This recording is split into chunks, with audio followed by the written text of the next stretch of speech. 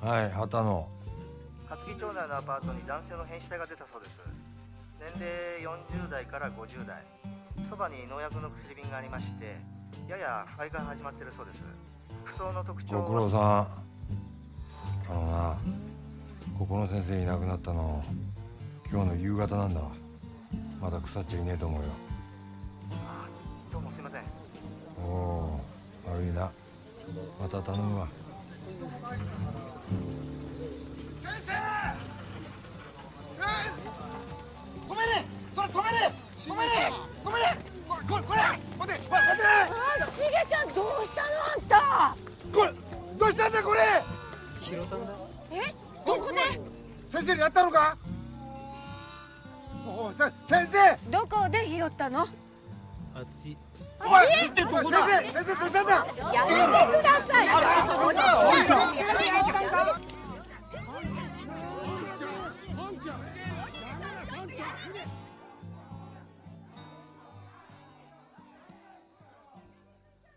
夜が暗いな。俺はダメですね、こういうとこ。そう？僕結構好きだけど。いいじゃない。ちっちゃい家でも建てて土いじりとか陶芸やったりとか。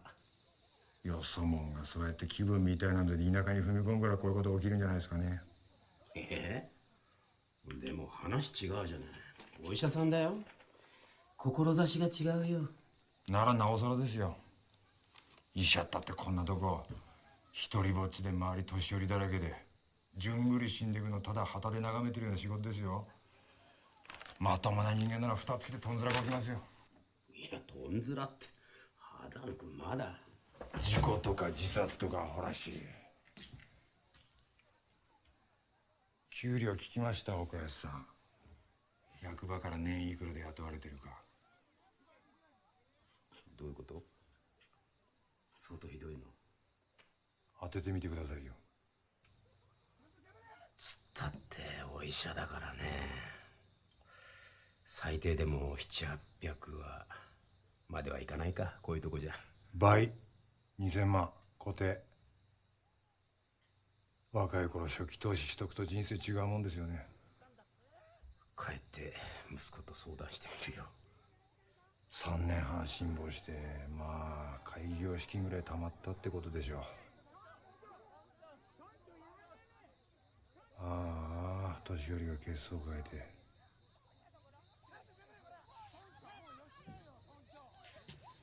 今頃どっかで姉ちゃんはべらせて飲んでる頃だよ。帰りましょうよ、岡安さん。しげさん、あれはやっぱり先生の白衣だそうです。500メートルほど登った田んぼの脇だそうで。ここに白衣だけがあったっていうのがね、僕って初めてですわ。どうしていいかわからん。なんだ？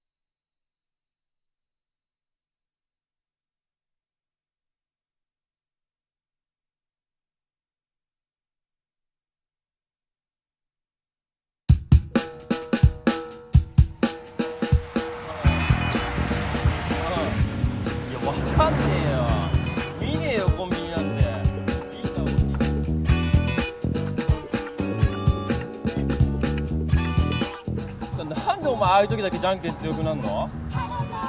俺お前にだけは絶対勝つと思ったんだけどな。あつうか今からでも変わんね？俺がお前の病院行くからさ。あれちょっと待って。あ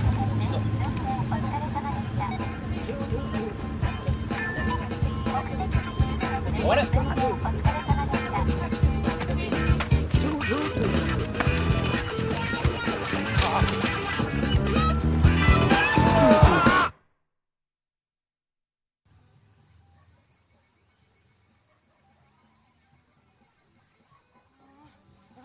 大丈夫？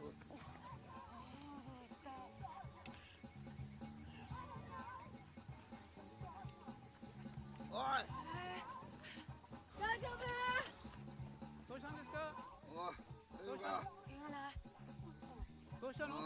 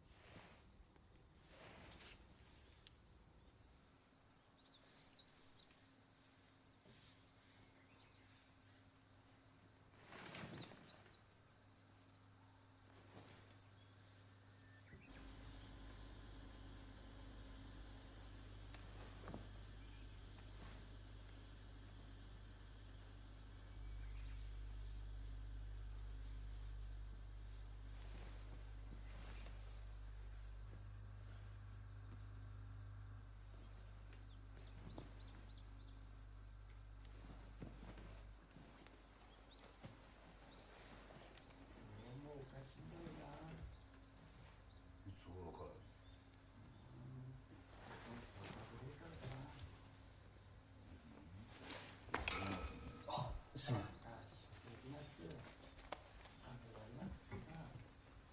んとなくだらっとしちゃってね。朝もいっぺんに食べられないんだよな。夜もそうなの？水はよう飲んでる？水もな、そんなには飲めねえよな。立てますね。あすいません。大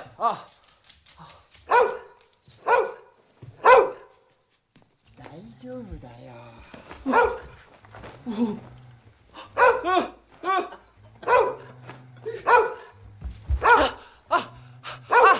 どうも今日から東京から大阪研修医の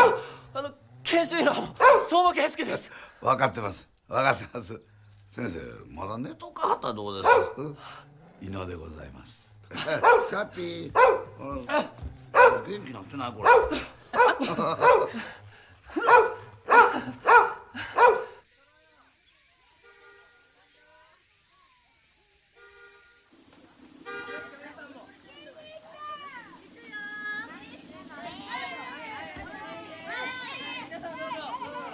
痛かったら痛い言ってください。痛くないです。痛いです。痛くないです。あ痛いです。しかし先生すごいな。はるばるこんな遠いとこまで罰ゲームかなんか？いやこういう田舎っていうか僻地なんていうんですもう空気は美味しいし素晴らしいなーって。いや時間や数の論理で目先の治療に走って病を見て人を見ずの都市型医療に僕なりに疑問もあってですね。ちょっと聞いた？この先生偉いな。来年から来てもらう。いいですね。いやちょっと先生俺よりこの先生がええの。外傷もないし先生しびれてないしょってやし。軽い脳震盪大丈夫。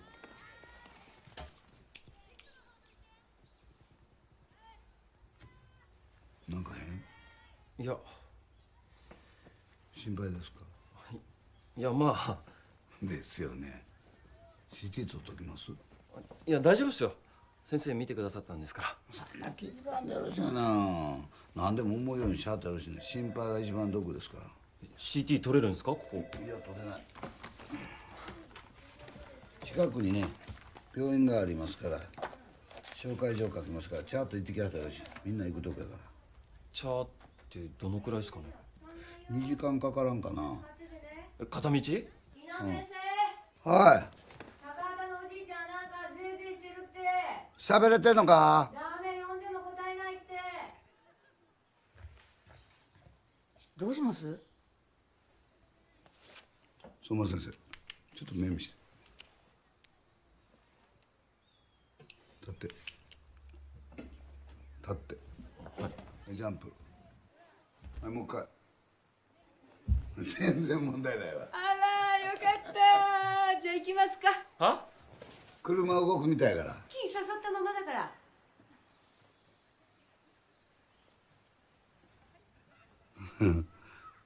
僕免許ないのよ。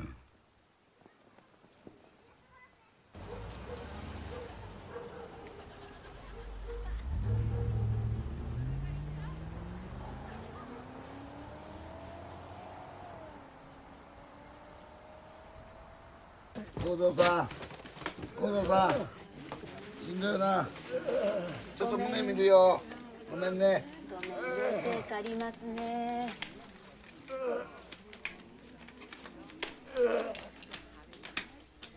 いつからこうなのよ、しょさん。いやもうついさっき俺はそこで飯食ってふっと見たらもうゼロゼロやってた。いや今日は安倍がいつも持ってたんだけどもな。この人が持ってきたお寿司起きてここでペロッと食べちまったんだ。お父さん。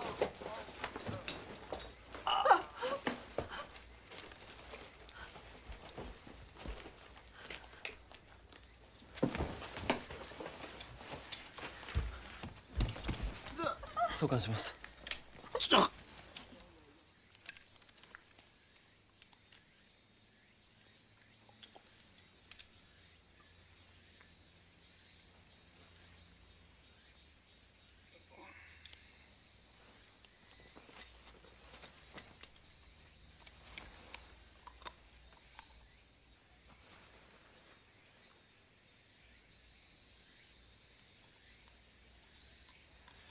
先生ありがとうございました。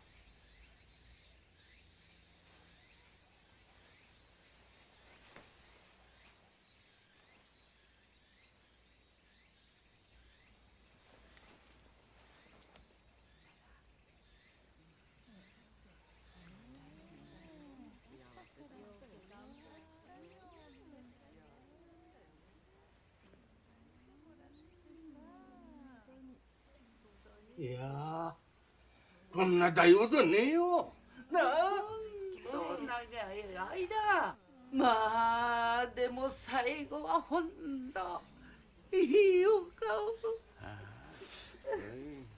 あ、ハレーさんほらこれ時はサイレンの番号。ちょっとおばさん。何よ早い方がいいんだってばこったらことは。今外してあげてください。はい。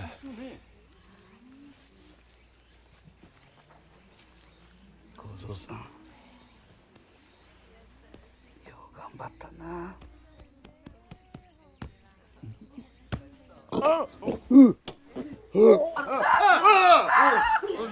お父さん。先生。なんか出てるで。下か？下な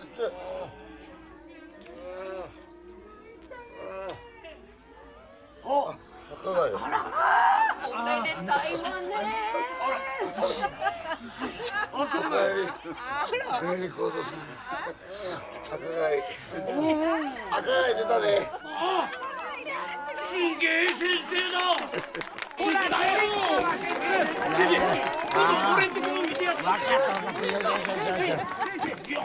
あね。ほらの腹の音も聞いてくじょ。よし。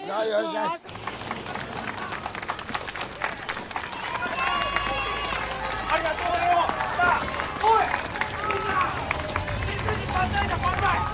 万歳。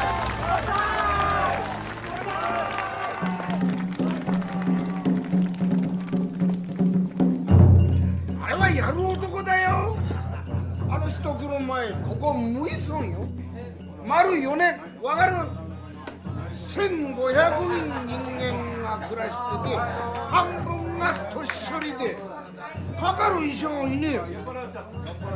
どうすんのこれ、どうすんの。連れてくるしかないっしょ、引っ張ってくるしかないっしょ。誰がやんのそれ。村長さんが。そうってさ、やんなきゃいけないのよ。であれ捕まえたの俺。どこで役場の職員の健康診断に。そう検診車に乗った王子様。あれ俺それ喋った。はい何回も喋った何回もこれ。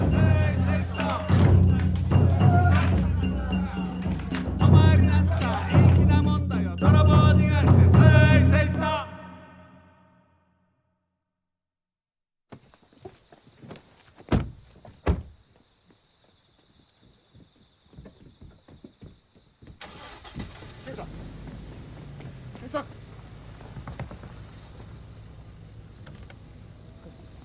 ケイさんこれ持ってってこれね。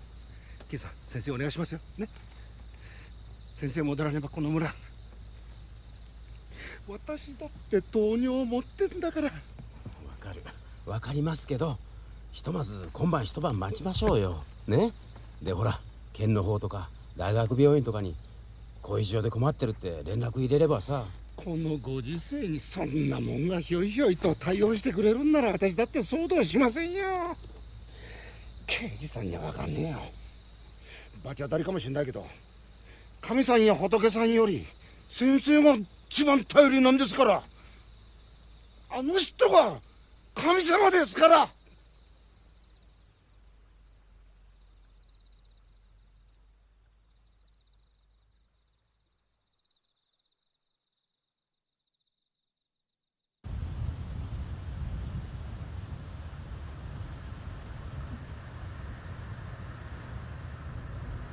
先生、夜の薬なくなっちゃったよ。今晩我慢できる。明日持っていくから心配せんでええよ。相馬先生前。あ危ない。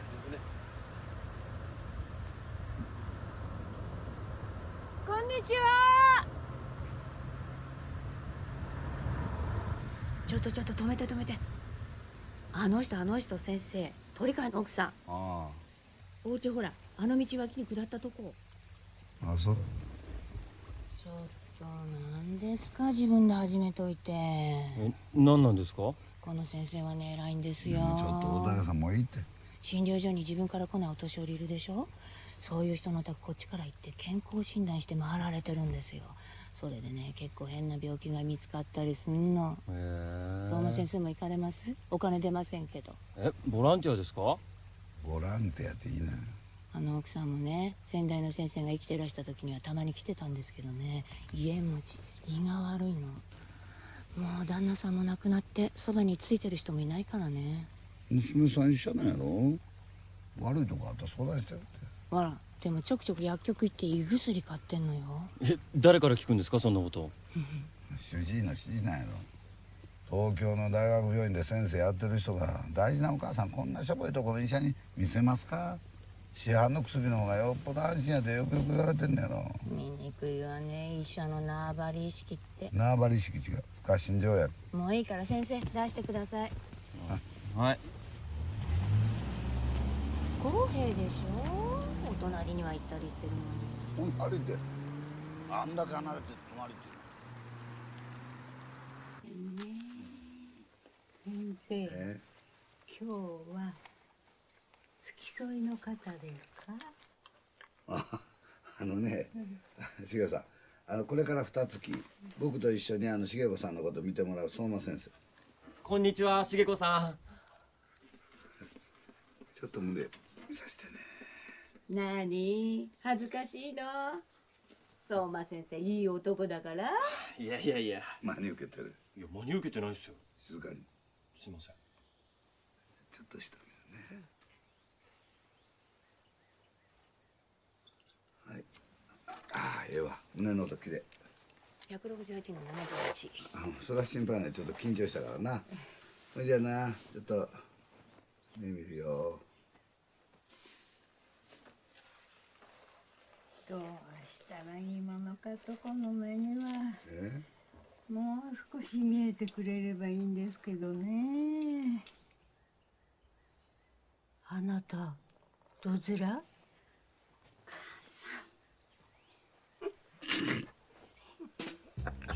伊野先生。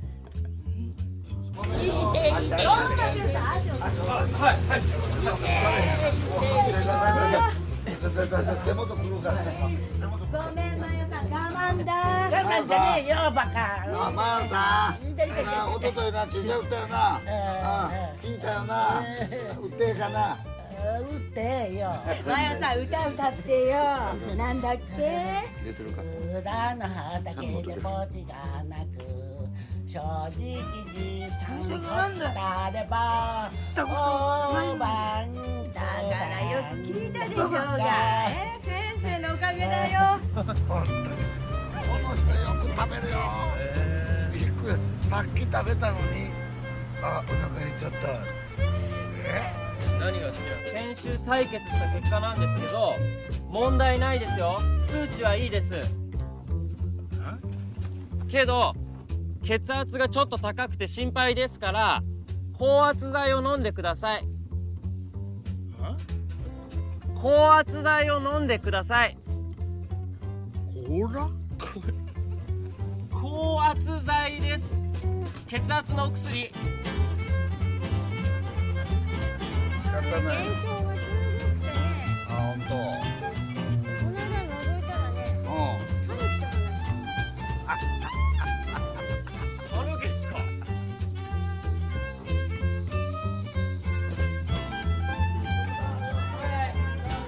あります。はいはい。じゃあ、もっと手伝って。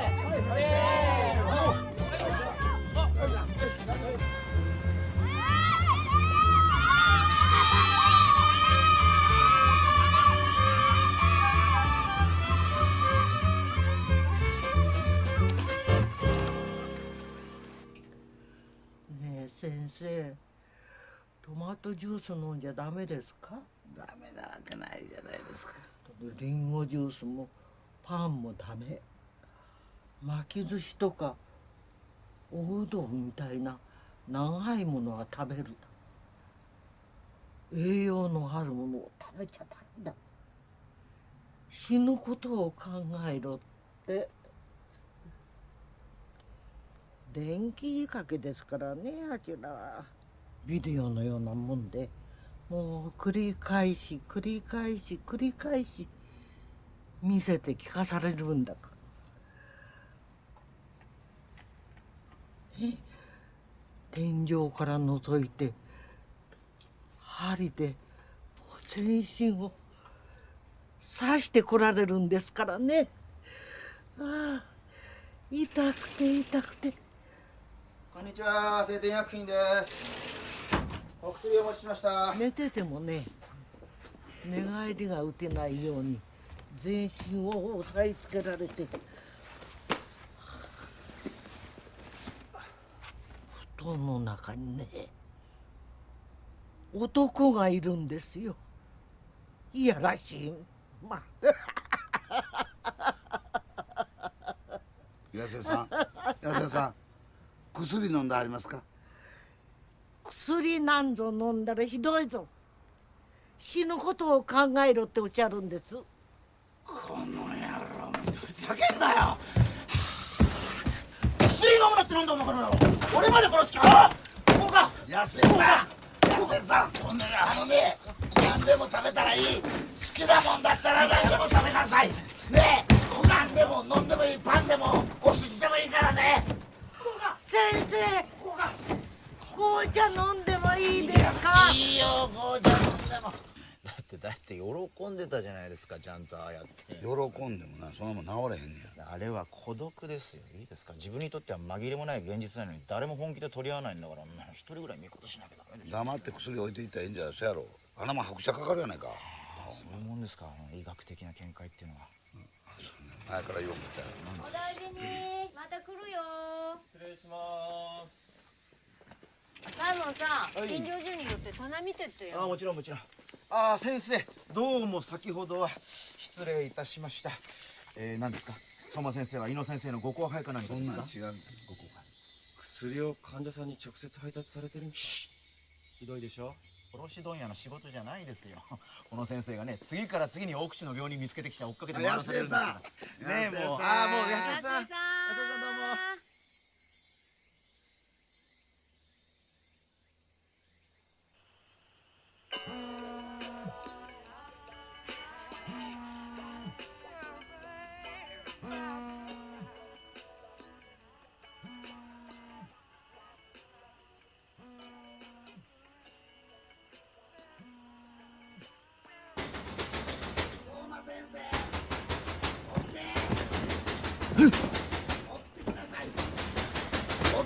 はよはよ久志君、久志君、安全運転。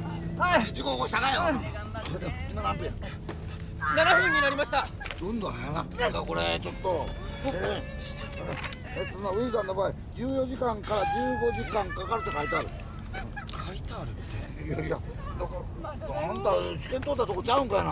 いや、本物見たことなんかないですもん。俺かってあれへんわよ。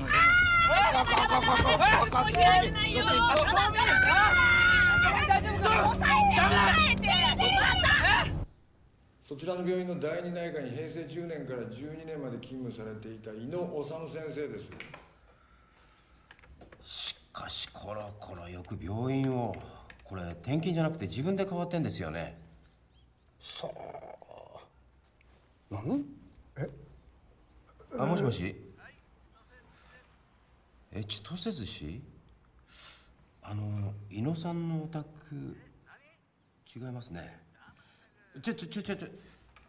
警察なんだけど。村長さん、そちらはずっとこの父親ってどこでどういう仕事をしてたかなんて聞いてます？そうですか。はい。確か銀行マン。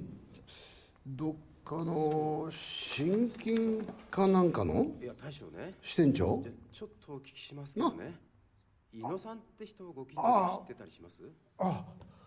井野和夫さんって人。言わないで俺に。知らねえもん。親父は町工場やってたんだっつうけど。どこで？大阪のどこだっけ。なんだ、半導体っていうのか。よく知らねえな。京都だっぴ。木工所だって言ってたと。おらんとこの杉の木見てそう言ってた。いやあれだ。いや町工場中学校の先生だ。井野先生のはね、お寺さんボス。お今日わけんのうめえぞ。違うよ。琵琶湖の遊覧船の船長さんだよ。先生も船舶の免許持ってんだぞ。木工所だっつうの。ちょっと待って、その琵琶湖の船長さんって本当か？配達行った時そう言ってたもの。いや、俺のところに来てな、仏壇でお祈りしてくれたんだ先生。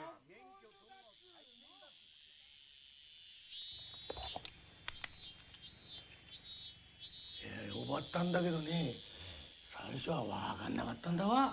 青い顔して畑にしゃがんでたんだ。急いで3人で運んできたんだ。平気なんですよ。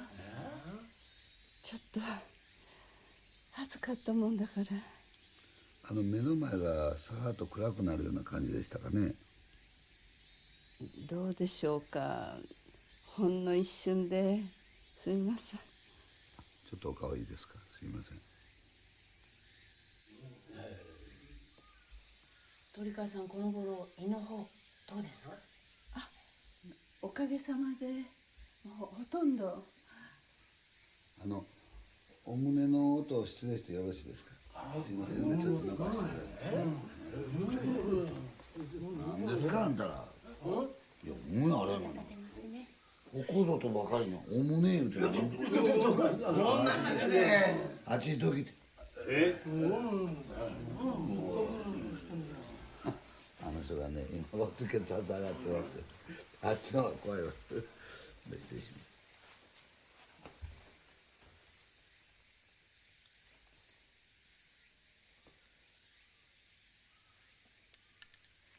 めんなさい、ちょっと抑えますね。すいません。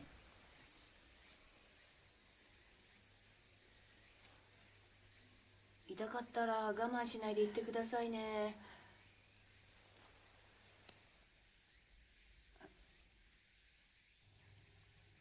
痛くありませんか？はい。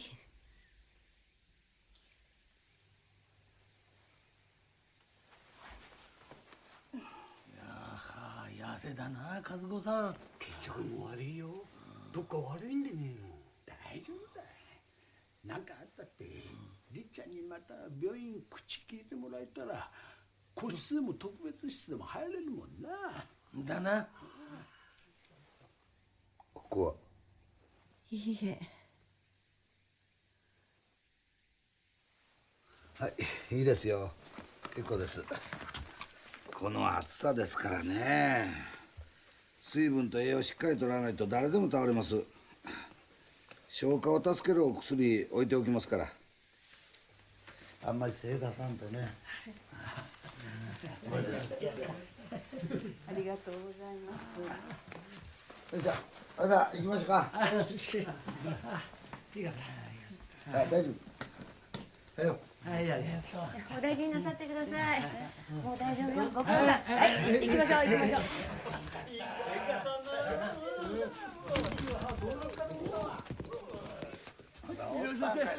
まあ、帰って大丈夫やから。大丈夫。いい大丈夫なんですかね。なんで？だってあれ貧血ですよね。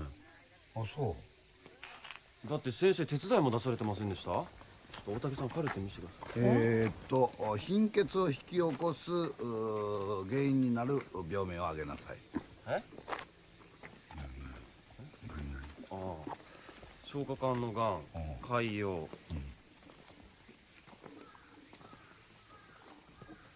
白血病、リンパ腫、それから痔です痔で子宮筋腫、妊娠妊娠やったらすごいな。すごいっすね。ちゃんと調べてあげてくださいよ。いや、分かった分かった。66でな、どっかの国で産んだ人おるの。あれどこやったかな。ルーマニアちゃう。それあれですよ。ブルガリアです。ブルガリア。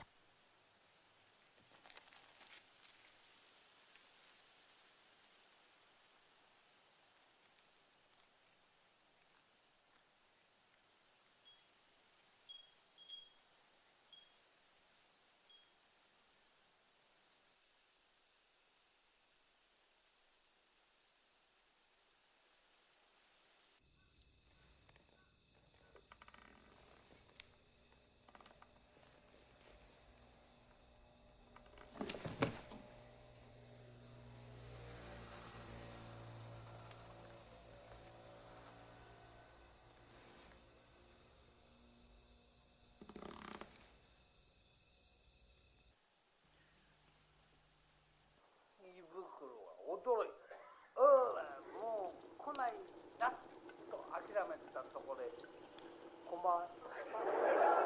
おや、どうしました？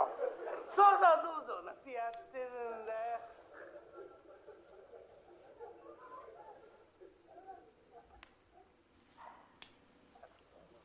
ばあさんの前だけどね、寿命がそんなもんだよなと。またやだな。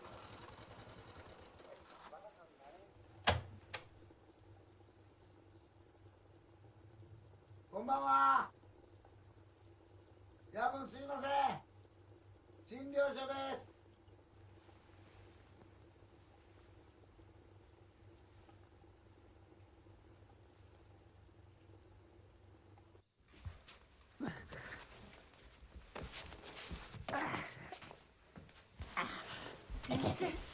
あ、すいません。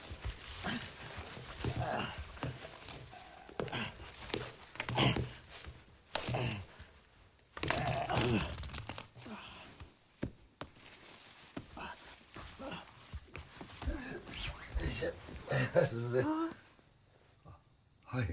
若槻医科大学。ご存知ですか。もしかしてお嬢さん。ちの子ここ怒ったんです。僕じゃないんです。親父なんです。親父のあれが K で、僕は修伊野なんで、僕じゃないんです。親父が悪いんです。すいません。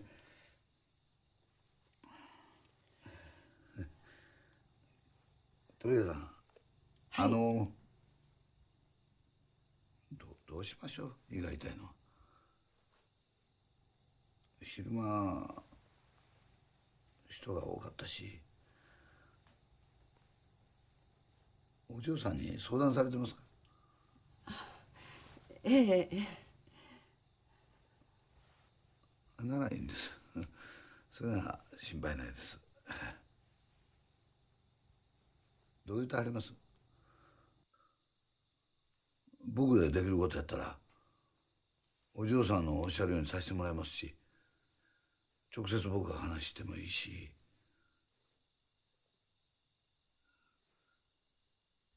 鳥貝さんのいいようにしましょうよ。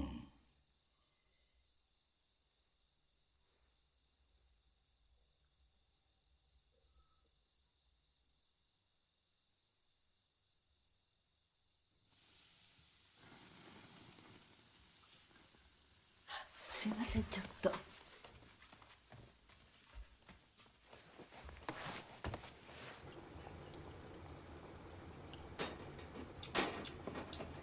鳥貝さん、それは焦げてないです。美味しいです。おかわり。自分で入れます。すみません。なんか熱くましてごめんなさい。もういいですよ。鳥貝さん。もうこれで終わりです。すみません。先生。はい。すいません。はい。ちょっとそこの大葉刻めます？大葉。これね。はい。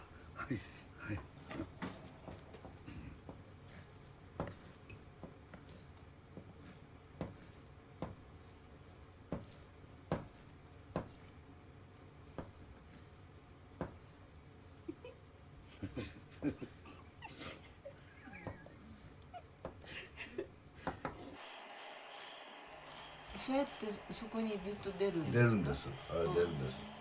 上ストライクだったら一番上が出るんですよ。あれはボール？あれ今のボール、ツーボールでしょ。出てるでしょ。あれ出るんですよ。こういうのがね、分かりやすい。見たら面白いですよ。そうですよね。そうやって分かってみると面白いですよ。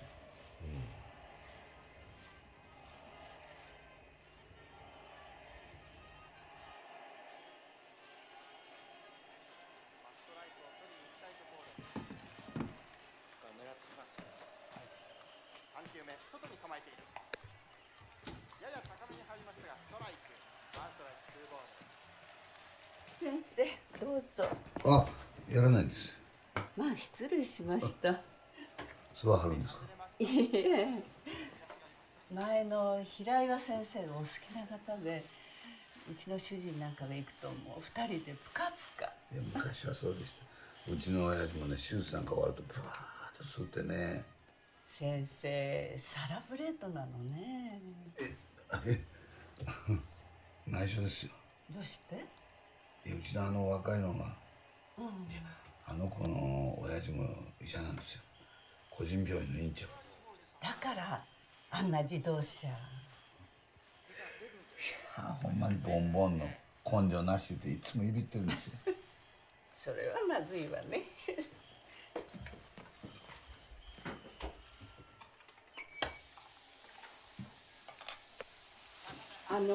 先生、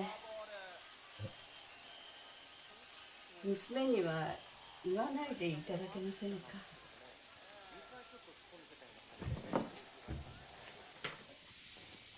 は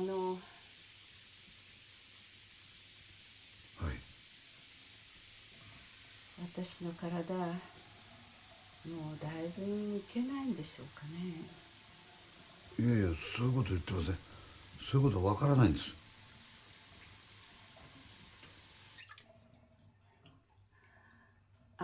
先生、なるべく何にもしなくていいですから。何にもしたくないんです。それやったらお嬢さん納得しはれんの違いますか。せっかくお医者さんなんやからいくらでも。そう、だから黙っててほしいんです。私の今言ってることってあの子の人生否定してるのと同じですから。でももうどこかへ出ていくのもくたびれちゃって。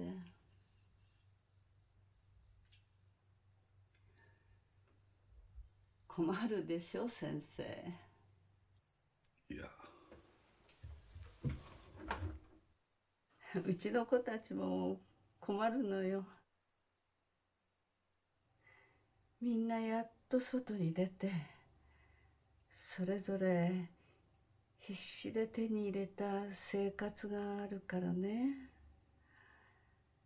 足引っ張るの一番つらいんです。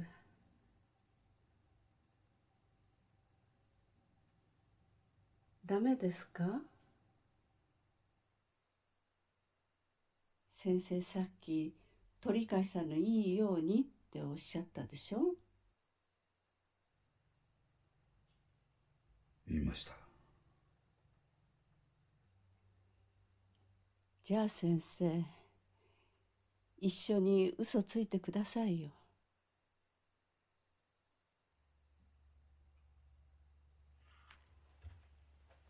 子供に嘘ついて楽させるんですか？そうです。私、主人の時と同じことしたくない。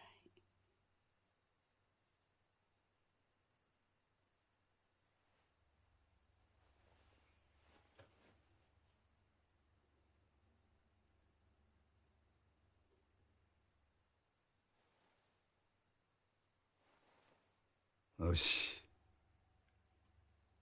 引き受けました。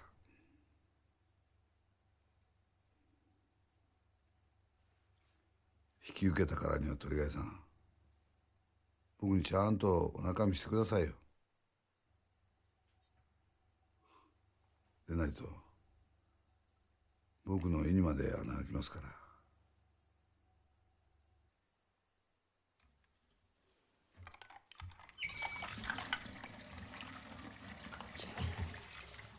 見せてあげるか。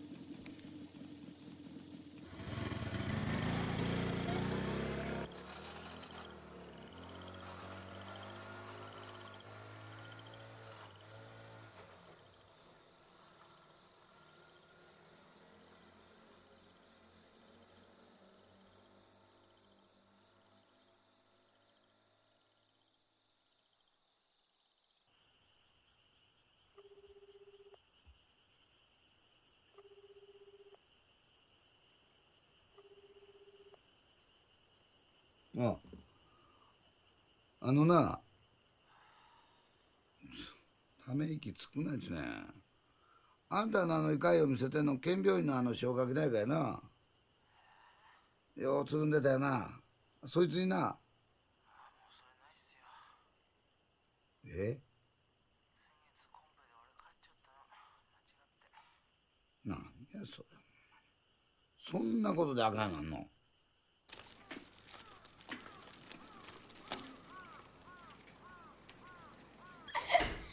こんにちは、青年薬品です。こんにちは。丸書いとこうやってマジックで曇ってやって丸。あら。通りかかったら調子が悪いっておっしゃるんで。通りかかったら？ええ。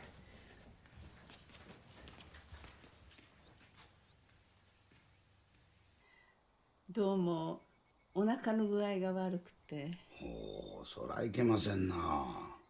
何だろうかと心配になりまして、サイモンさんにわがまま言って。当然ですよ。すぐに調べてみますか？ええ、ぜひそうしてくださいませ。胃カメラ飲んでみます？怖いわ。でもやってみます。偉いですよ。先生、じゃあ明日の朝にでも。鳥谷さん、食欲の方は？それが今日は特に進まなくて、朝お茶をすすったきりで。なんと朝から何も。ほら交通や。これからやってみますか？え、これから？大竹さん、雲行きおかしいから俊平お母さんと早く帰り。先生、でもこれから2件ありますよね。そうやな。そっちやったな。相馬先生一人で行かすのかわいそうやしな。不安でしょうないやろな。いや、大丈夫ですよ。大丈夫？いや、だけどみんないろいろ言うで。いや、だって俺大体行けますもん。あ、行けんの？はい、任せてください。いい、行けるんやったら行け。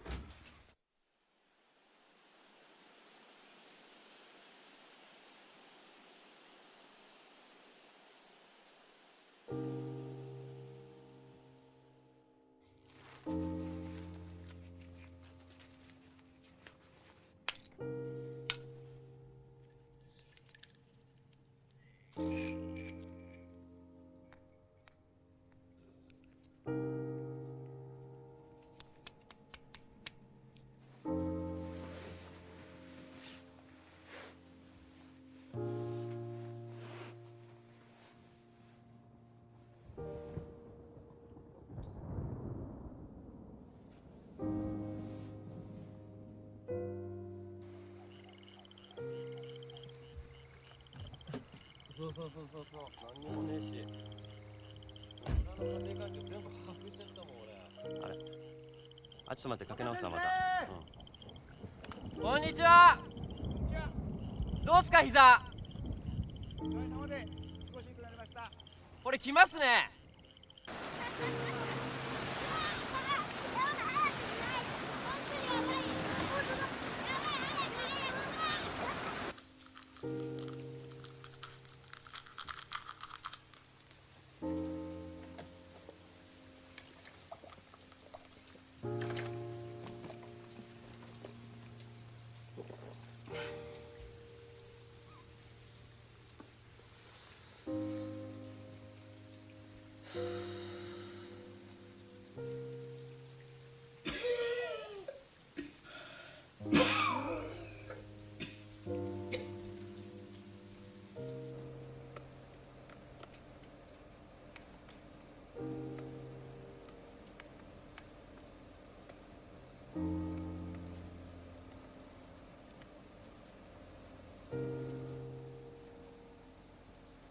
突然申し訳ございません。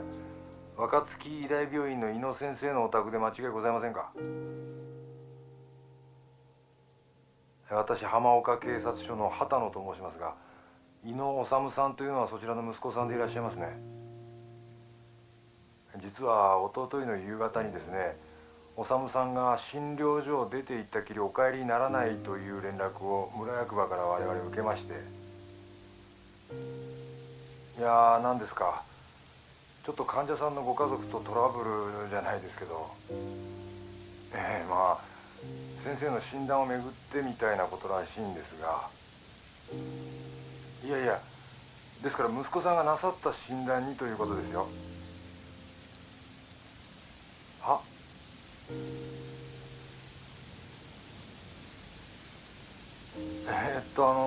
息子さん、井野治さん、上谷田村診療所のお医者さんでいらっしゃいますよね。もしもし、お母さん？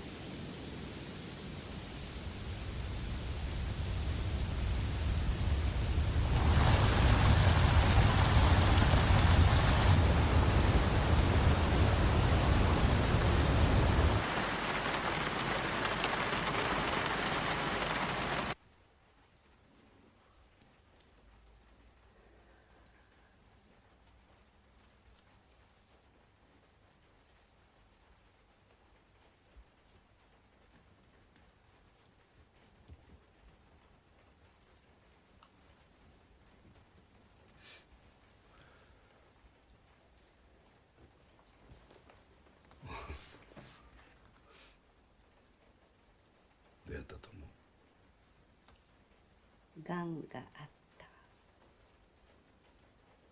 もしいかんよ。相当傷んでたよ。我慢するから。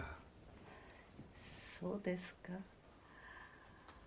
もし穴が深なってたらいかよでも手術せんとね、こんなとこではできませんよ。それは嫌だわ。そうでしょ。だから僕の言うことよう聞いて、お薬飲んでちゃんと治さんとダメですよ。そうね。そうさせてもらわないとダメね。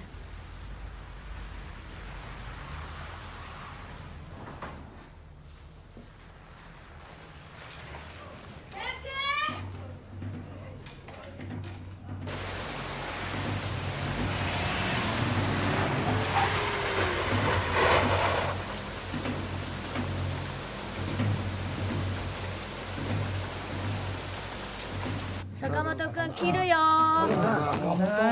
元気ですね。痛かったね。大丈夫やから。ありがとう哲夫さん。痛いか大丈夫よ。奥さんたち来るから外で待っててあげて。先生、救急車全部出払ってますって。南部の方で土砂崩れですって。よし、ほんなら固定してな、お家で運ぼう。その方が早い。遅くなりました。痛いか。腫れてんな、これ脱臼や。折れてるわ。先生、レントゲンの準備。はい。坂本君、胸も打った？坂本さん、写真撮ったら病院行って整形の先生に引っ張ってもらおう。せやと曲がったままになるからな。俺ついていくわ。悪いね。立てるか。頭打ったんか。先生、呼吸が。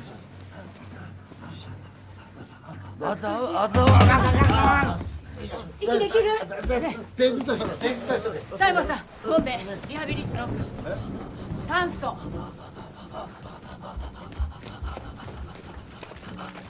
指つけるよ。痛い？どこそ折れてんのか。先生、サチュレーション89まで落ちてる。脈拍115。はい、酸素。はい、お願い。酸素いくよ。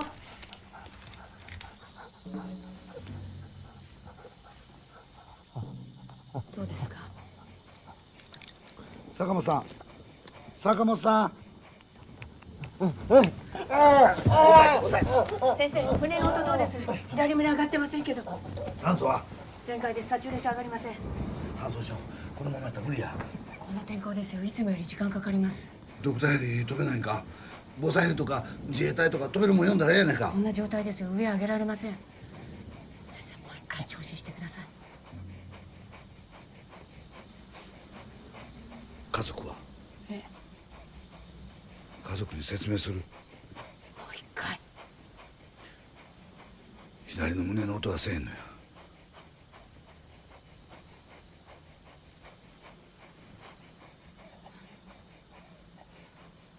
西郷さん、車開けといて。え？行ってよ。先生、これ気胸なんじゃないですか？脱気してください。何箇所か静止して空気抜けばこれ病院まで持ちませんか？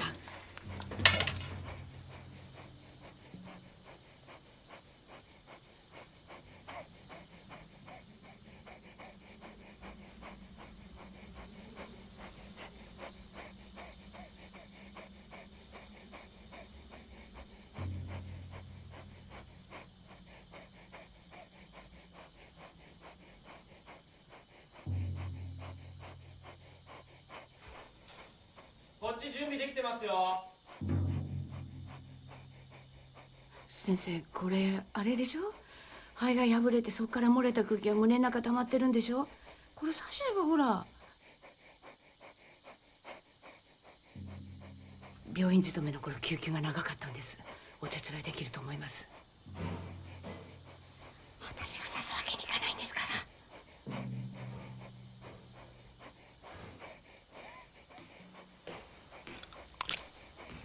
どうしたんですか？相馬先生、頭持って。え？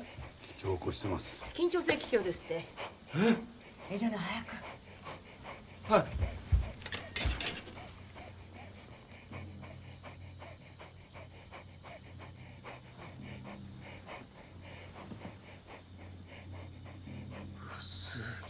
形状脈。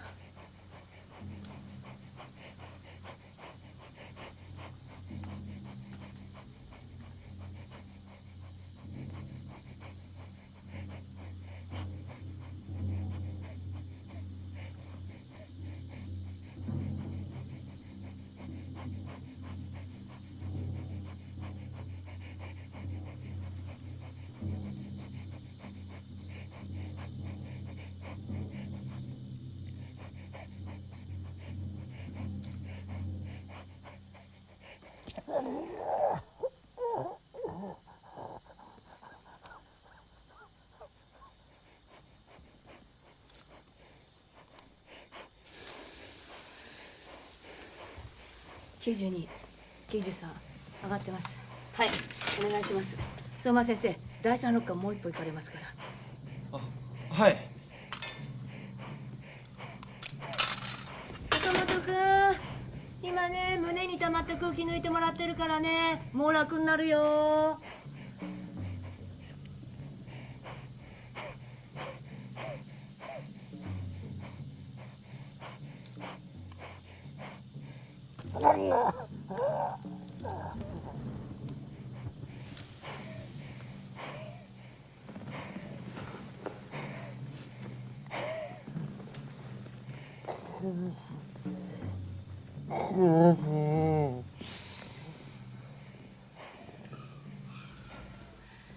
痛かった？分かんなかった？苦しくて。そうだよね。相馬先生、みんな呼んでサイモンさんの車に運んで、積むもの積んだらすぐ出発。ゆっくりよ、腕動かさないで。はい。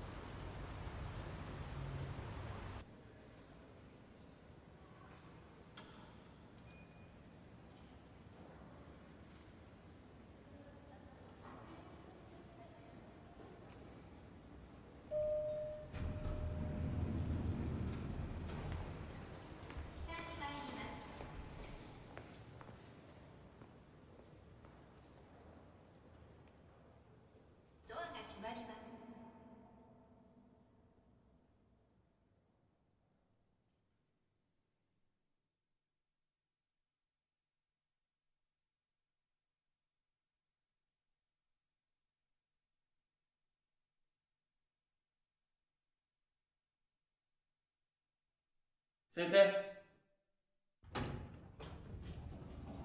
終わりましたよ。先生、先生、終わったって。行きましょう。先生、こっちです。行こう。大丈夫かな。終わりました。終わりました。行こう。緊急手術の坂本誠さんです。よろしくお願いします。はい、お疲れさん。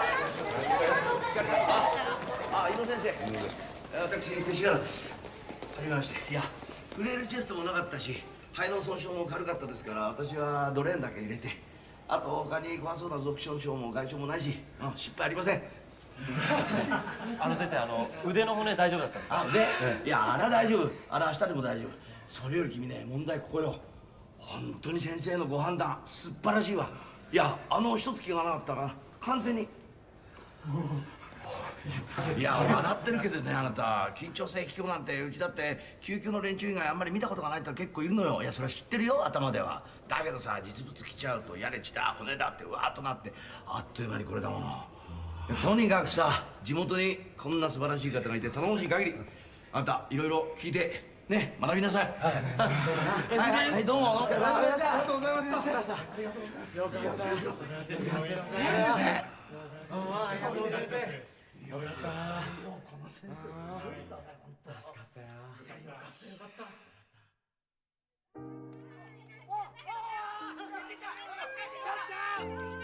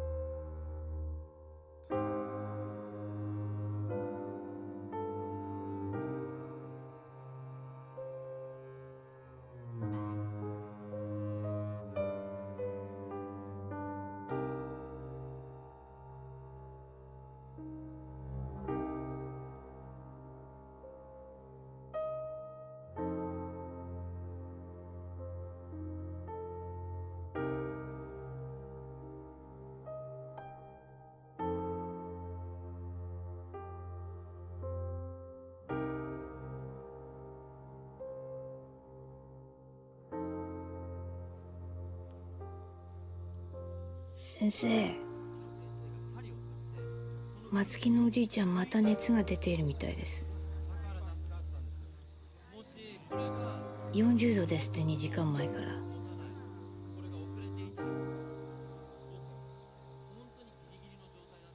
行きましょう。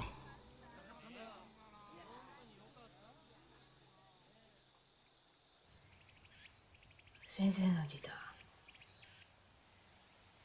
大竹さん、伊野が立ち寄れそうな場所ってどこか心当たりありませんか？立ち寄れそうな場所？一人や二人かくまってくれる人間がいたって良さそうなもんですけどね。だってなんだかんだ言って一応それだけ他人に尽くしてきたわけでしょ。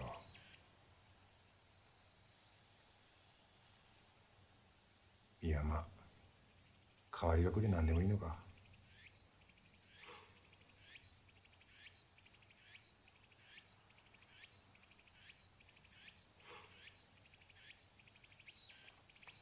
大竹さん、伊野とは3年半ですか？そうですね。こういう寂しい場所で2人にしかわからない苦労も多かったんじゃないですか？まあそういうこと申し訳ないけど、それだけは真っ平。どうして？別れた夫が医師でしたから。くどいようですけど伊野は医師ではないんですよ。あら、そうでしたね。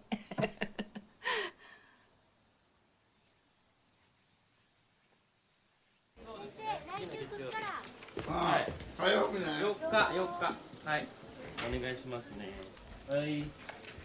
先生、川本製鉄さんの検診、月曜日で大丈夫そうなんです。はこんにちは。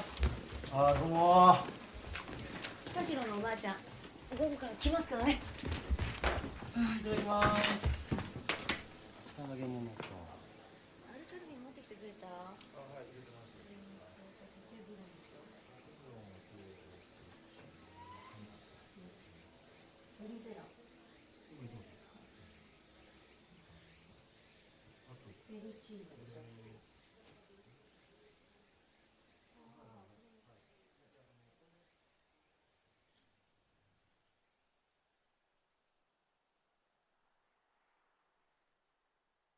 胃がん診断のための生検組織の判定を次の5群に分類する。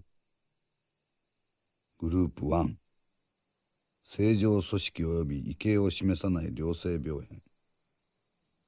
グループ2、異形を示すが良性と判定される病変。グループ3、良性と悪性の境界領域の病変。グループ4、がんが強く疑われる病変。グループ5、がん。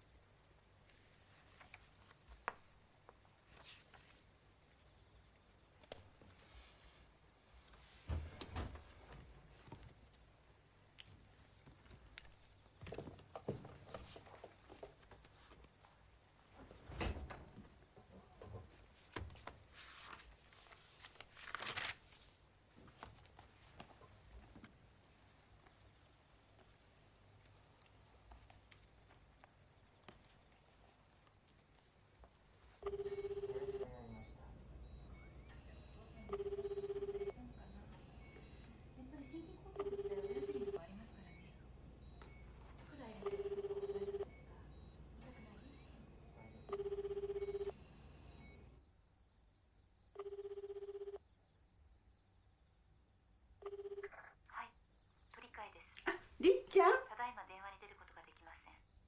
ご用の方はメッセージをお願いいたします。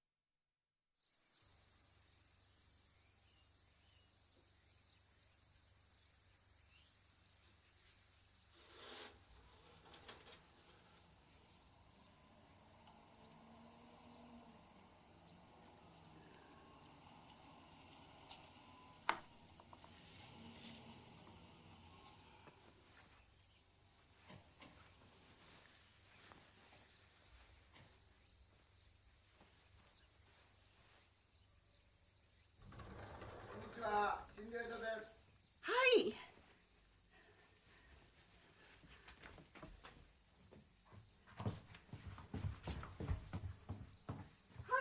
あ、どうも。こんにちは。あ、どうも。何にも知らずにすっかり信用してしまって、考えてみたらとっても怖いですよね。年取っちゃって何にも分かんない。実際見せるようになってからお体の具合が悪くなったりはしなかったんでしょうか？それが不思議で、見ていただくとやっぱり良くなったりもしちゃうんですよね。バカですよね。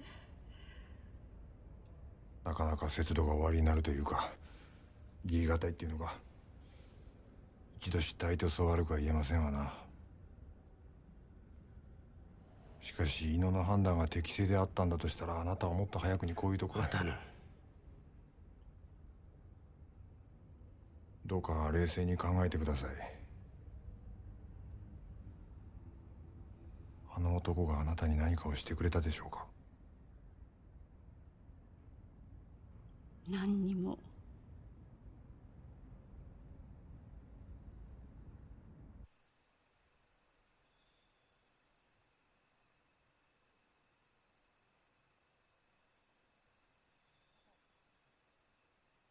夜寝れてる？うん。この頃落語聞いてるの。おお。そしたら途中で眠たくなっちゃラジオ？う。主人のね、集めてたカセットが出てきてね。ちょっと抜くね。カセットテープ？そう。もうあんまり使わないんだってね。そうね。ラジカセ？そう。娘の昔の。だからよく止まっちゃう。俺持ってたかな。いいんですよ。止まる頃にちょうど寝ちゃうの。達夫さん、ちょっと待ってよ。今先生と変わるから。今伊野先生と変わるから。先生、達夫さんのお孫ちゃんが腹痛を起こしてますって。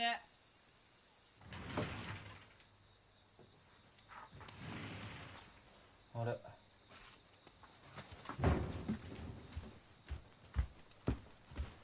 先生、あ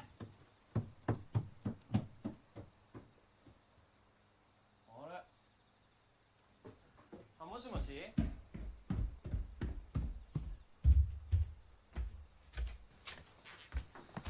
痛いのはお腹のどっち側って言ってる？うん。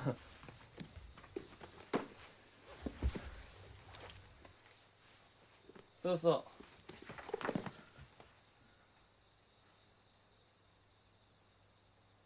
あ、いいやいいや。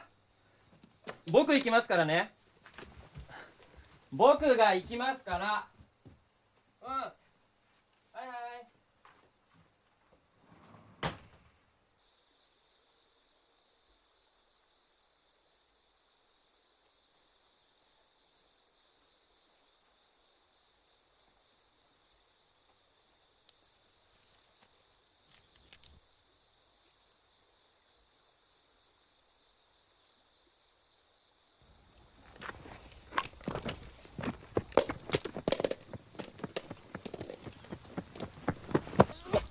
大丈夫。それからさ、汚れちゃう。大丈夫か。ごめんな。苦しいか。ごめんな。ごめん。先生、なんとかして娘が来るのをなんとかして。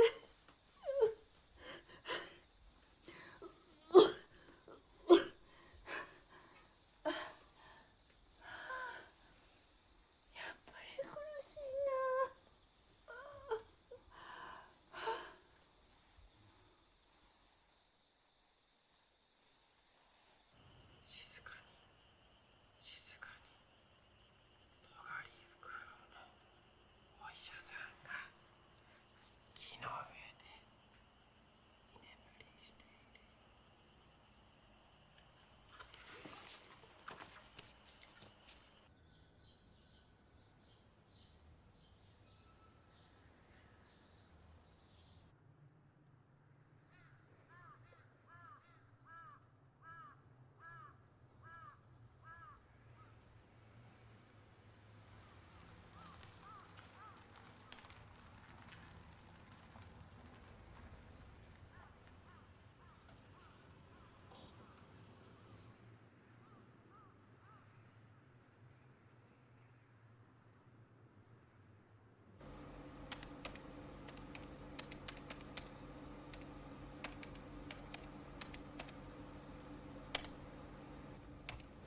病院いつ行った2週間くらい前ですけど。薬ちゃんと飲んでるか。大概忘れます。偉い。先生、僕の胃カエラなんか取って何に使うかは聞きませんけどね。分かってる。数はあと1400、月末まで。そんな裁かれへんわお前。住んでる人数考えてみよう。またまだまだ見たことがない年寄りうろうろしてるじゃないですか。新規に50人捕まえれば2週間ですよ。しらみつぶしにやってるよ。村中血圧下がりっぱなしや。おかしいな。あんなに下がるもんかしら。分かった。500で手打た。無理やろ。ぽっくり行くままで行けやなるわ。摂理に反しとんじゃん、あんたら。そんなこと言っちゃ全部そうじゃないか。先生も僕も廃業ですよ。もうええ。口。分かった。700や。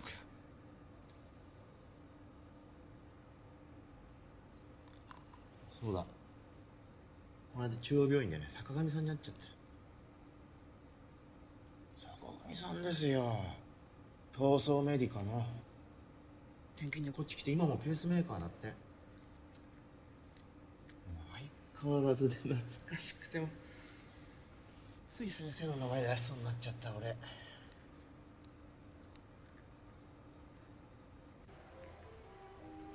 闘争メディカ、闘争さんってあ、誰医療機器の。そう猪野君って昔そこの営業さんだったんだって。医学部でもなんでもない普通の大学を出た後10年そこの会社で作ってるペースメーカー心臓の病院しこたま出入りして売って回ってたらしいのよ。元はオタクとご同業ってこと。ショックだよね。飼い犬みたいにご奉仕してきたのに。でもそういう会社で働いてるとさ、病気だ薬だってある程度の知識は。そうか。あ？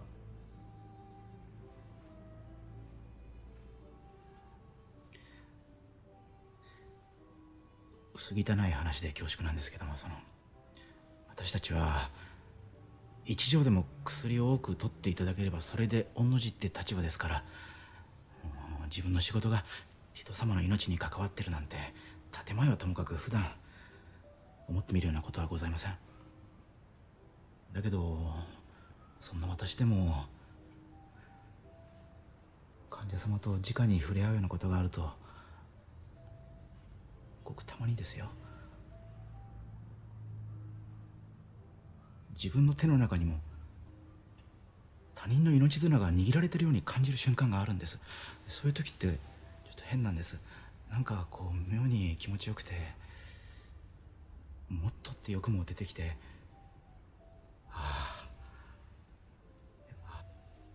ダメはもともとなんですよ。でもなるんだったら医者だったって。つまりよいよいの年寄りがそういうオナニーの道具にされたっていうことかな。それにしたってまさに村中の命綱握らされてよく頑張ったよね。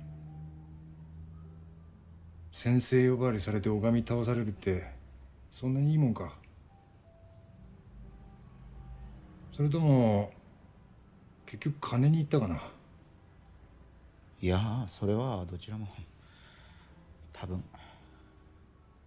じゃあ何ですか。やっぱ愛ですか。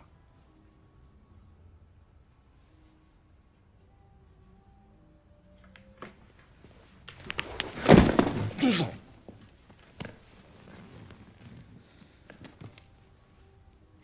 刑事さん、今のは愛ですか。愛してるわけないですよね、私のことなんか。それでも今この手が出たでしょ。なんかだからそういう感じじゃないですか、多分。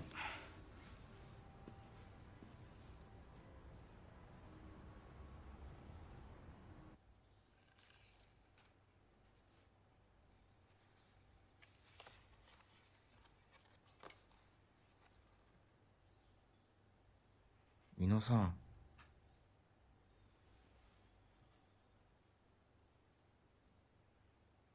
医者になってみてよかったと思うの？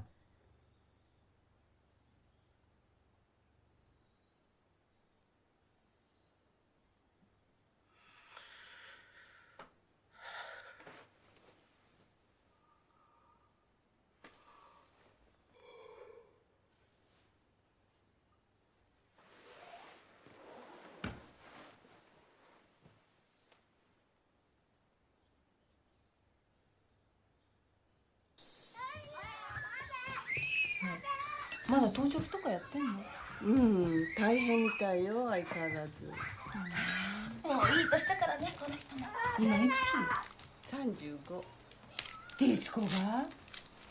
でもいいわよね、若い格好して腕出して。どういうとこで服買ってんのかな。ねえ、りっちゃん。ねえ、やめなさいよ。私たちなんかとはね、ゼロが一個違うんだから。賢いよね。自力でマンションも買ったし。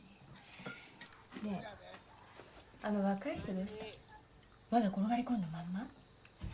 よく知らない。お父さんだったらなんて言っただろうね。律子はいいのよ、好きなようにやってんの。可愛い子に限って死に目に遭い。もういいよ。病院紹介したらそれでお役ごめんってさ。仕事って言えば何でも通るんだから。男だよ。さきちゃん。ねえ、何あれ？診療所の人？何？何？誰かいた？どこよ？あれ。行っちゃった。行っちゃった？平岩先生？平岩先生はもう死んだじゃない。だって何年前？目が覚めた？わかんない。もうずいぶん前だもん。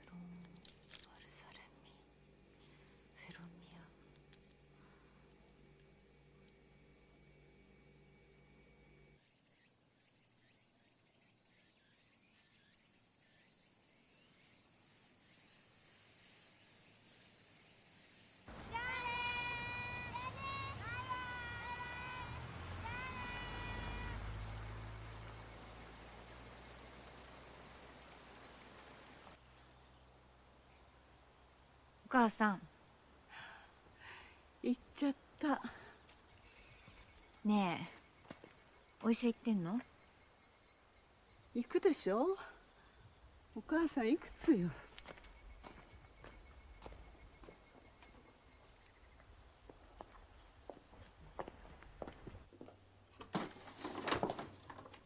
何？胃がおかしいの？そうなの。もたれちゃって。こう暑いと食べる気しないじゃない。でも胃潰瘍の薬だよあれ。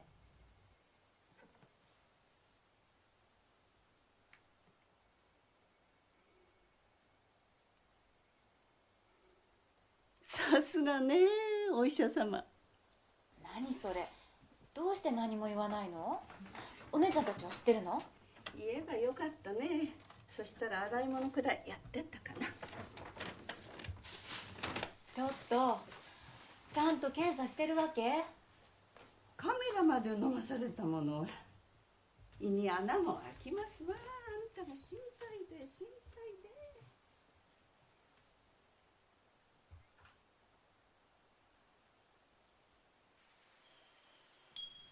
でね、明日の夜宅配便が来ちゃうんだけど、じゃあ不在票だけ抜いといてもらえる？ごめんね。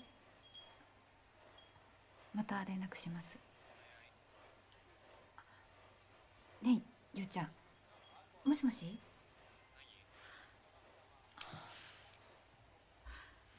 さ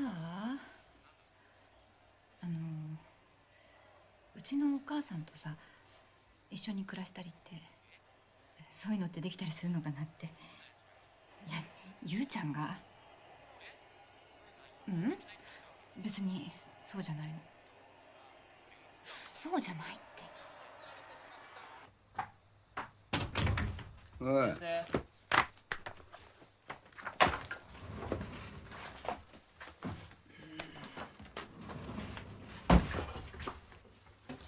これ吉井さんのおばあちゃんが。えらい売れてんな。うまそうやなおい。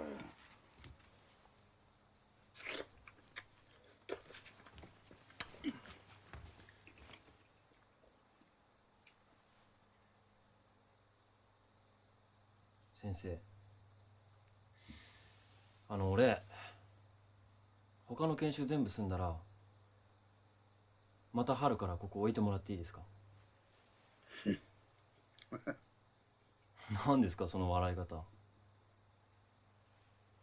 親父さんにはなんて。激怒です。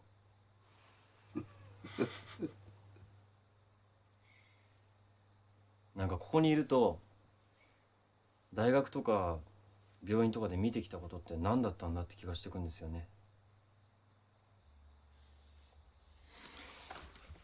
でっかい病院の中だと治すのも治されるのも役所の手続きみたいに進んでいくし、こっちが夜も寝ないで必死こいてやってたって患者は逆恨みとか平気でするし。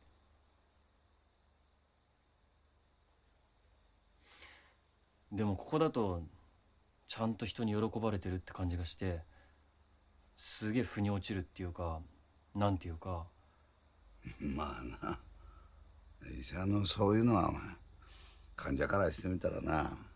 いやもちろんですけど、でも先生は間違いなくここの人たちから感謝されてるわけじゃないですか。大層に言い過ぎやめ。ちゃんと相手の顔見て生活把握して本当はどうしたいのって耳傾けてってありえないでしょ病院で。だからこんな場所でも先生さえいてくれたらいいやってみんなドーンと構えてんじゃないですか。あれちょっと分かった。村長には言うとこわ。分かったってちょっと先生。俺眠たいねん。食うたら電気消しといてや。そんななんすか。ここの人らはな、足らんということを受け入れてるだけや。昔から。元からそうや。俺がどうこうやない。そんな綺麗事じゃないでしょ。要求だって断然ハードだったりするじゃないですか。先生じゃなくてもうとっくにぶっ壊れてますよ。俺やないとあかんって。そんなんあかんねん。俺が死んだら村も人も死ぬのか。なんすかその極論。極論やないって。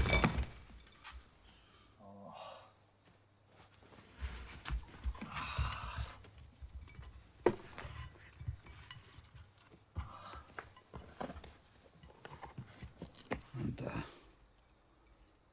随分入れ込んだな。俺は違うんや。この村好きでいてんのと違う。ただずるずる居残ってしもただけや。金は稼げるし面倒なことは何もないと思って来てみたらひっきりなしに弾飛んでくる。飛んでくるから撃つ、撃つからまた飛んでくる。それの繰り返しや。けど撃ち始めたら不思議とその気になってのめり込んで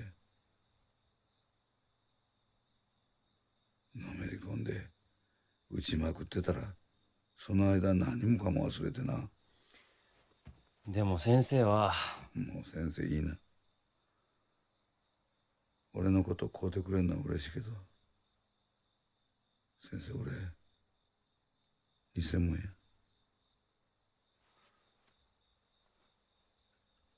偽医者。もうやめましょうよ。先生のそういう自虐ネタみたいなのって周りを不安にさせるだけの独りよがりですよ。先生俺資格がない。じゃあ一体どういうのなら資格があるって言うんですか。違うって。うちの親父なんて先生が見たら大笑いっすよ。経営のことしか頭にないんだから。医者の資格ゼロですよ、はっきり言って。俺だってまるっきり偽物でしょ。自分でも自分なんかが人の命扱うってどうなのって思いますよ。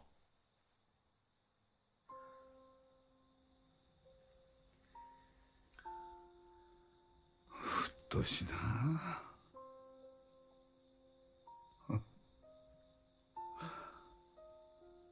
本当に来るんですか春から。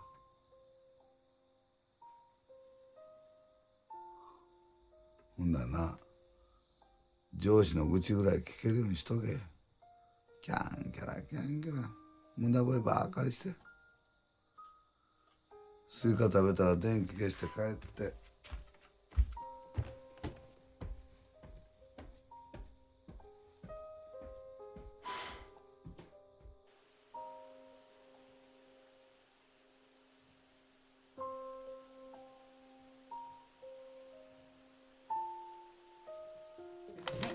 赤い方が1日3回間違いないよね。はい、お大事にね。ご苦労様。ねぶた行ってきたんですよ。青森のね。失礼します。どうも。ご苦労様です。上野さん。はい。上野光恵さん、はいお待たせ。代わりない。はい。梅さん、次だからちょっと待ってて。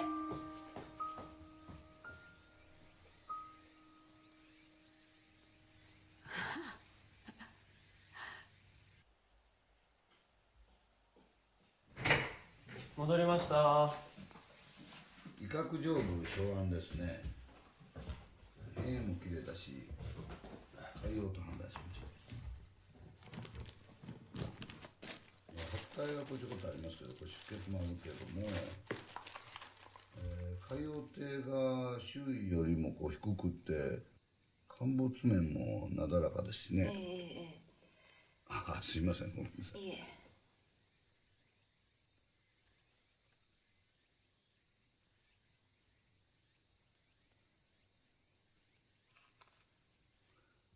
生検結果も良性と出てますし、2008年7月の22日。1ヶ月ぐらい前です。この辺どか少し治りかけてる感じなんですかね。そうですね。もうこの頃お薬飲み始めてたんでしょうか。このもう1週間ぐらい前から、やっぱし胃カメラのものは最初はね。じゃあ今5週目。アルサルミンとガスター。 PPI の方出してます。タケプロン。タケプロンだ。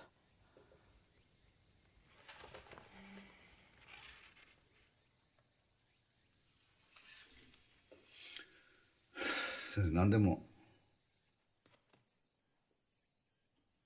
どうも食欲が回復していないみたいで、前に比べるとだいぶ痩せたって感じがしまして、びっくりしちゃいまして。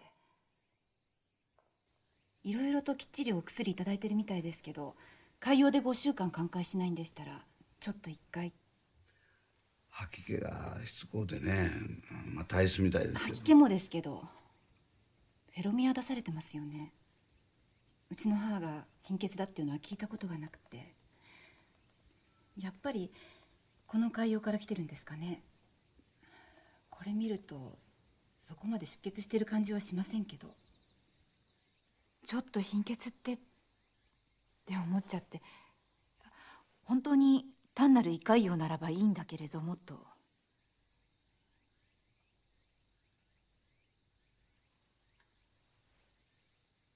お嬢さんにはおっしゃってませんか。じゃあ多分お母さん内緒にしたんやと思います。それから言わんといてあげてください。何でしょうか。その裏、そこです。下血が多い時期もあったみたいで、お尻の。聞いたことありませんけど。せやから言わんといてあげてお母さん恥ずかしいんや。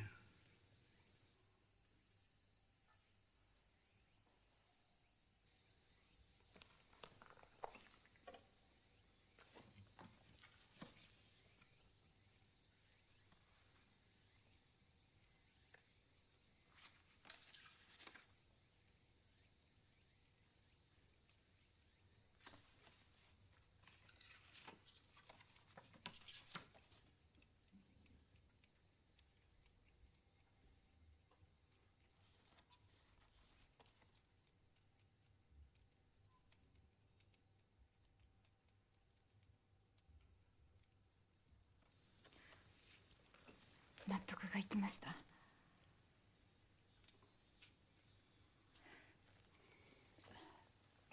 ぶしつけなことばかり本当に失礼いたしました。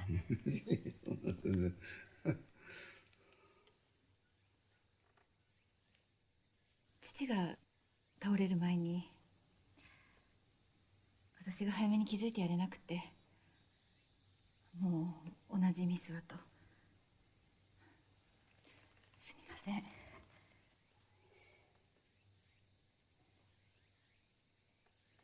見るのは他人の親ばかりで。それはもう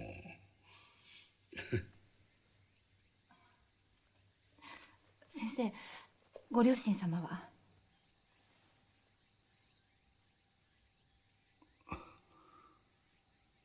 十分不幸しております。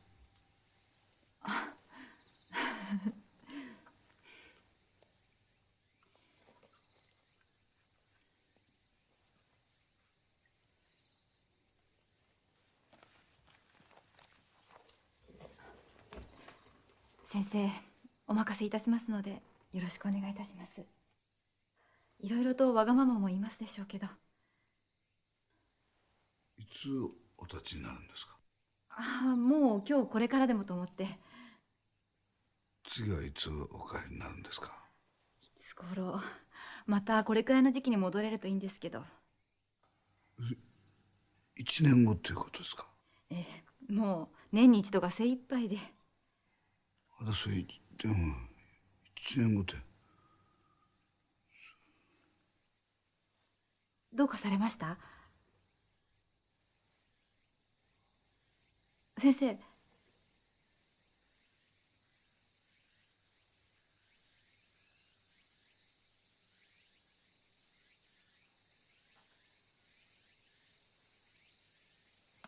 ちょっとだけそっと。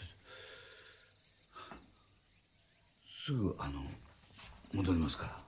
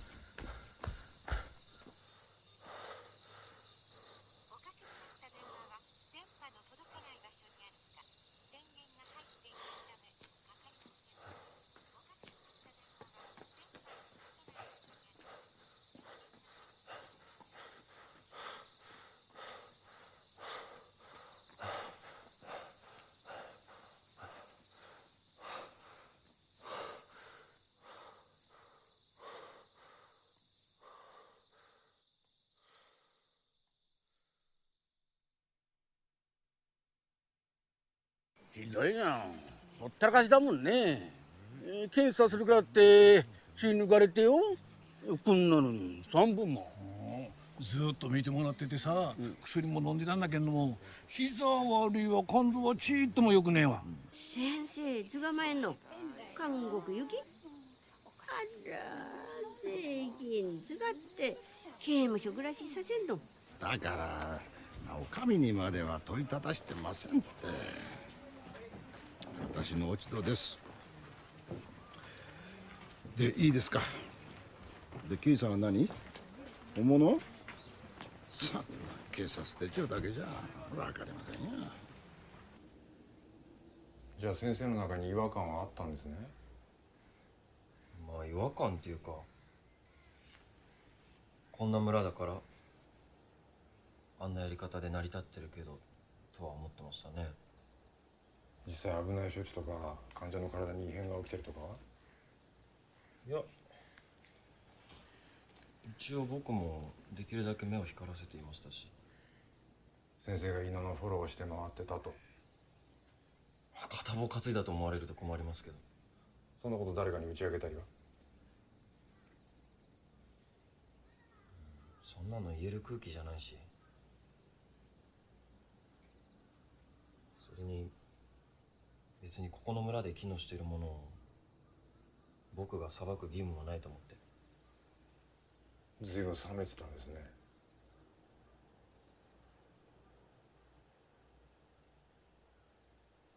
あなた猪野とどんな風に付き合ってたんですか？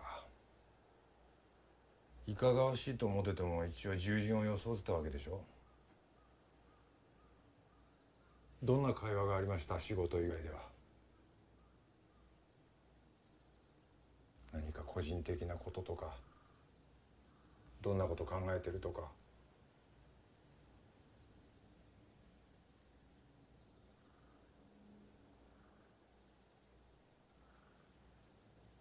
あの人は自分のことを人に話すような人じゃありません。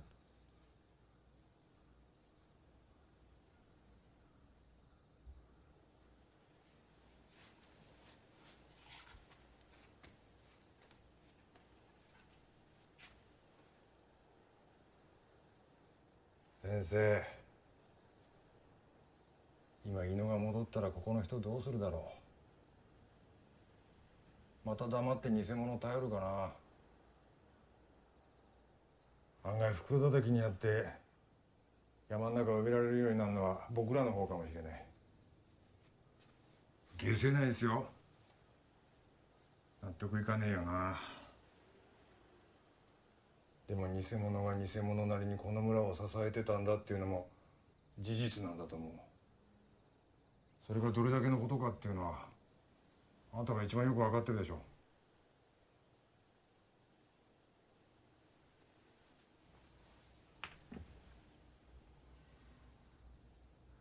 悩みでも不安でもいいよ、何でもいいんだよ。あなたにしか話さなかったことってなかったの？だってあなた唯一の部下じゃない。それともあなたは先生に少しも心開くこと許さなかったの？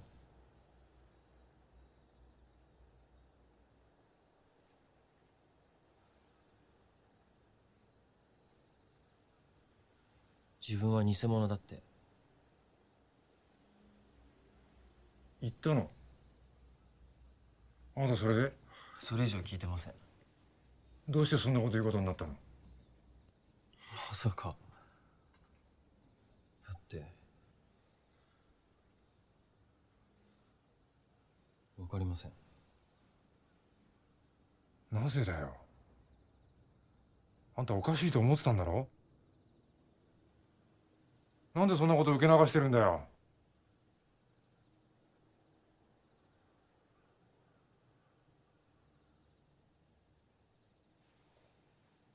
誰もまともに話聞いてない。犬を本物に仕立てようとしてたのはあんたらの方じゃねえのか。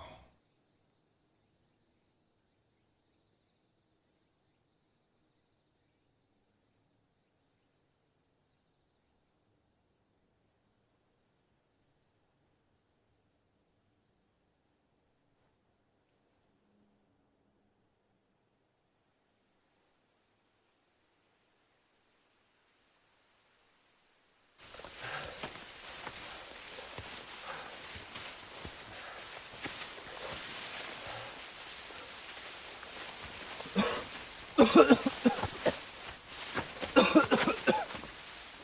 先生、もう帰ろうよ。ここにはもういねえよ。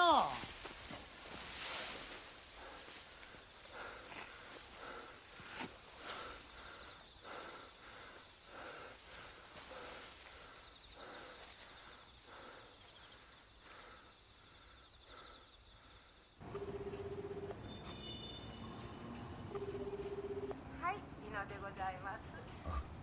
おさむです。あらまあ、お珍しい。お父さん起きてる？起きてはるよ。ちょっと喋りたいんやけど。もうあんたやってわからへんよ。それは分かってる。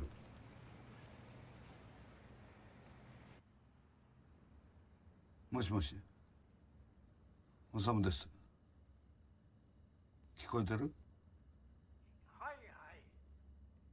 おさむです。ああ、そうですか。お父さん、お父さんのペンライトあれなくしてしもた。ああ、そうですか。お父さんのペンライトあれ取ったん僕や。ああ、そうですか。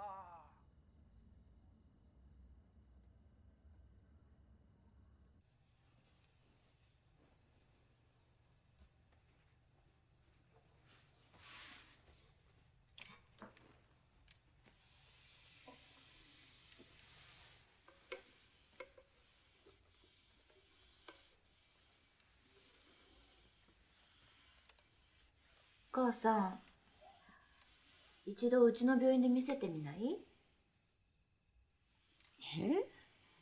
この先お腹痛くなってもお薬出してくれる人もいないでしょ。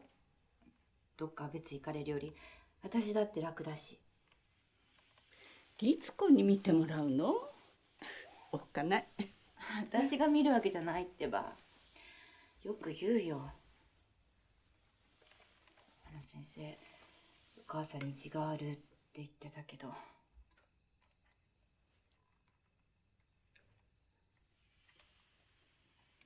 ねえ、うちだったら検査も早くできるし、先生たちにちだってっとも苦しくないのにわざわざ東京まで。おいも大きくなるのやっとこれからなのに、お水毎日やらないとすぐダメになっちゃうんだから。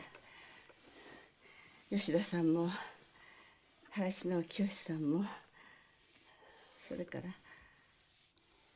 筧のおばさんもみんな楽しみにしてるんだから。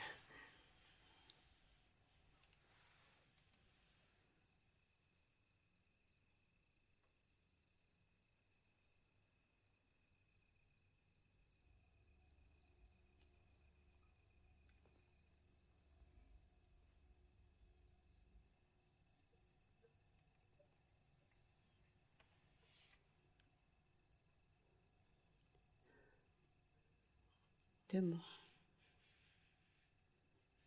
行ってみようかな。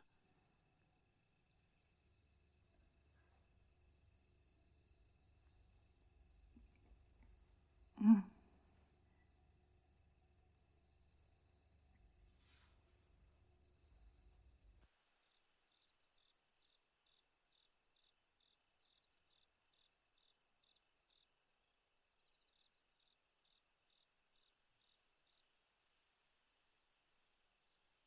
あの子があなたの好きな黒髪を引いてます。星さん、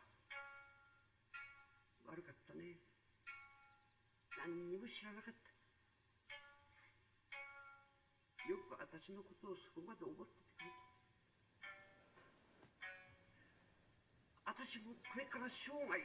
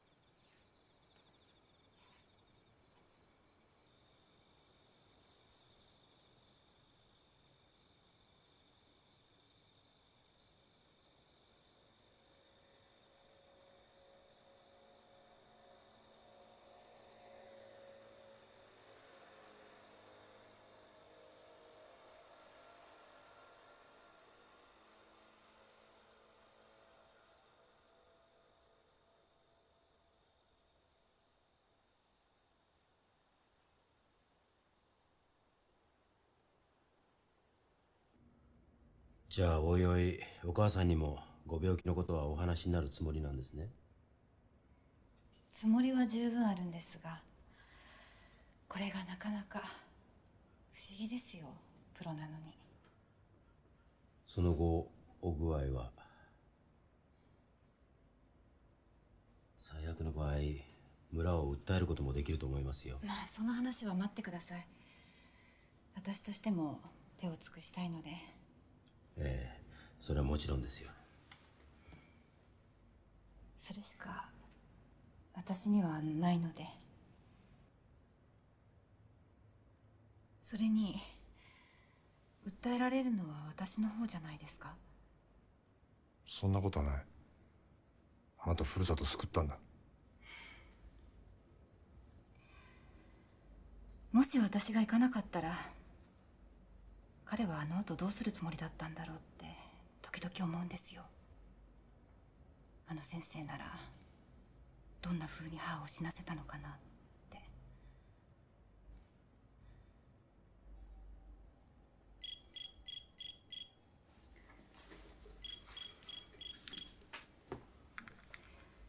はい、行きます。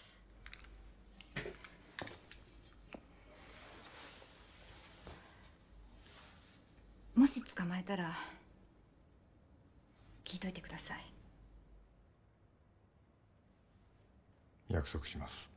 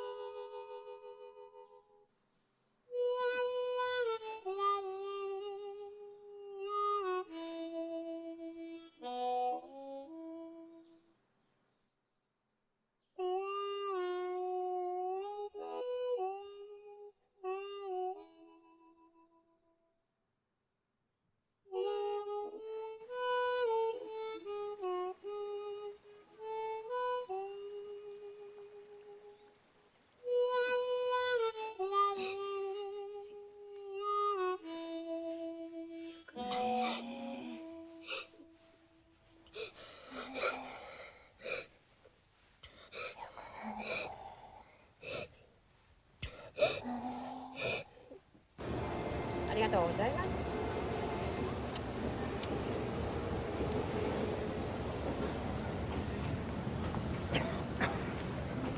お客様、出演コーナーあちらでございます。2コーナーお願いします。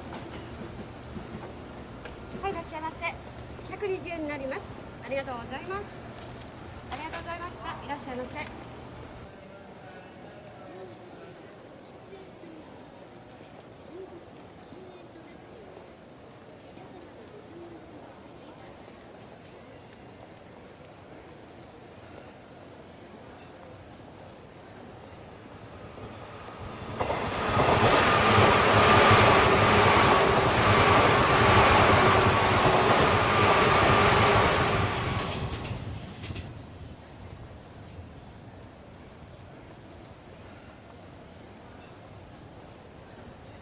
結婚したいんですよ。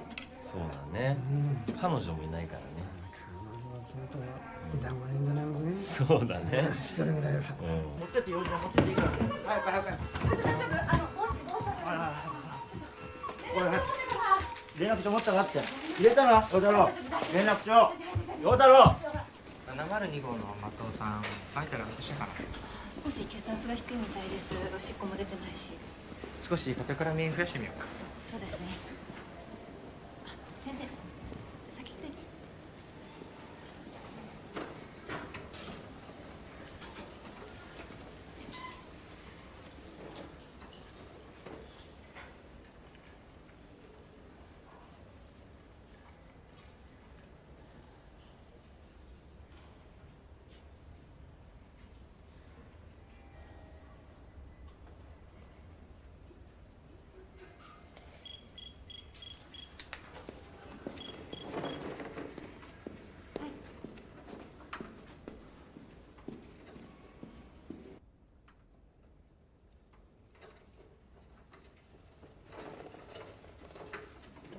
おはようございます。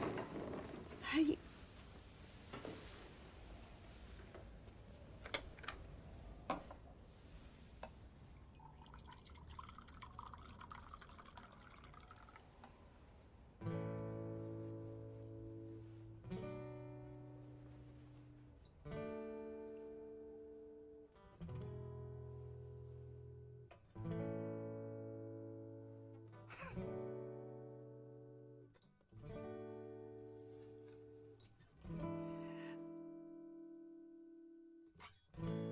僕が死んだら灰になって笑う花を咲かせましょう。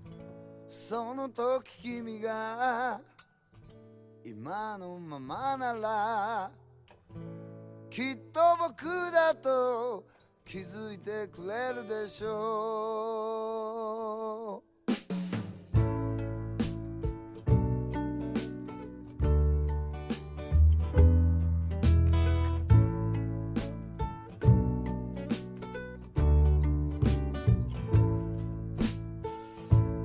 振り返れば地図も持たぬままいくつかの時代を横目に歩いた。思惑違いも多々あれどそれが人生というものなのでしょう。遠回り遠回りするのさ。どんな道草にも花は咲く。